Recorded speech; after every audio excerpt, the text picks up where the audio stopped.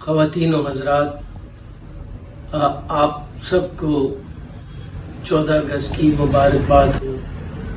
آج جشن آزادی ہے اور پاکستانی جو پاکستان میں رہ رہے ہیں اور دنیا بھر میں رہ رہے ہیں وہ سب آج یوم آزادی منا رہے ہیں 14 اگست کو۔ یہ 14 اگست 1947 کو جو انگریزوں نے انڈیا ایک مرکزی حکومت کے ماتحت بنایا، وہ 2 حصوں میں تقسیم ہو گیا۔ ایک حصے کا نام پاکستان اور دوسرے کا نام بھارت ہے۔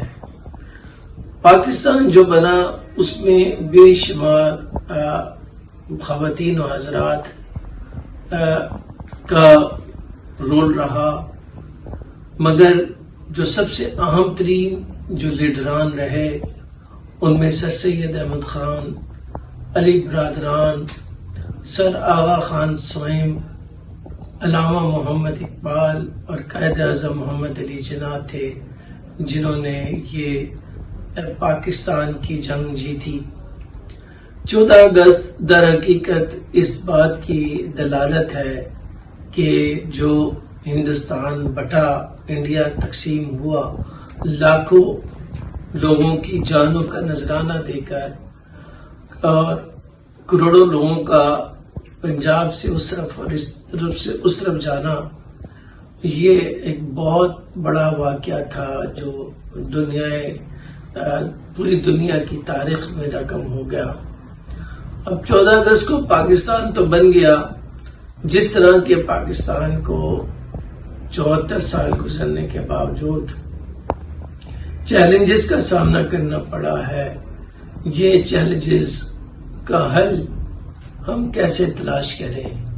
میرے نزدیک جو علامہ محمد اقبال نے اور قائد اعظم محمد علی جناح نے ویژن دی تھی، جو انہوں نے اپنے خطابات کے ذریعے، تحریروں کے ذریعے اور اپنی سٹیٹمنٹس اور سپیچز کے ذریعے جو انہوں نے باتیں کی، وہ ہمارے لیے آج بھی مشعل راہ ہیں۔